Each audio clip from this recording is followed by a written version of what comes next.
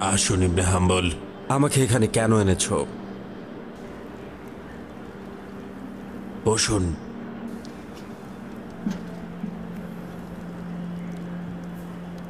আপনি জানেন যে আমি কারাগারের মালিক আবু আবদুল্লাহ নই, বরং কারাগারের চাকর।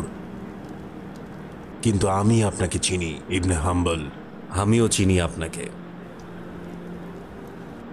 কি হয়েছে বলুন আমাকে। আমি দরজা দিয়ে পালিয়ে যাই কিনা আপনি তা দেখুন।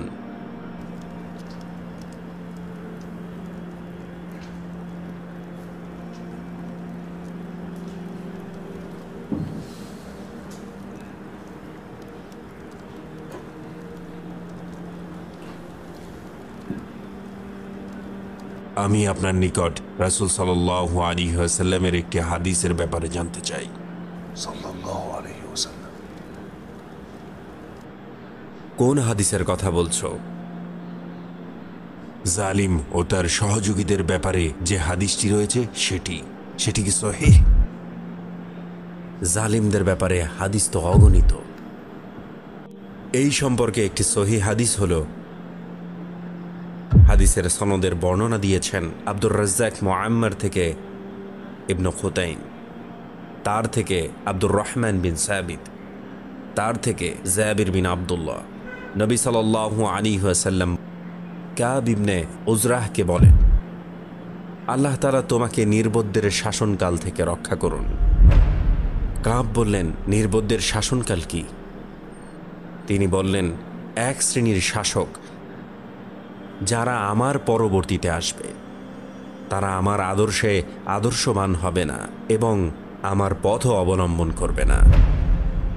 সুতরাং যারা তাদের মিথ্যাবাদিতা সত্ত্বেও তাদের সত্যায়ন করবে এবং তাদের জুলুম সত্ত্বেও তাদের সঙ্গ দিবে, তারা আমার দলভুক্ত নয় এবং আমিও তাদের দলভুক্ত নই। তারা আমার হাউজের কাছেও ঘেঁষতে পারবে না।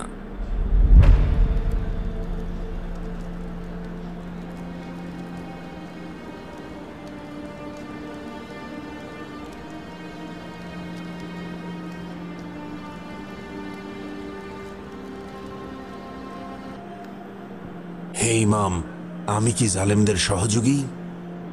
না, না, তুমি জালেমদের সহযোগী নও। জালেমদের সহযোগী তারা যারা জালেমের চুল আঁচড়ে দেয়, যারা তাদের কাপড় ধুয়ে দেয়, সামনে খাবার পরিবেশন করে।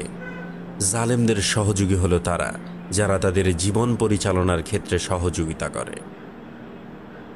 হে কারারক্ষী, তুমি জালেমের সহযোগী নও, বরং তুমি জালেমদের একজন।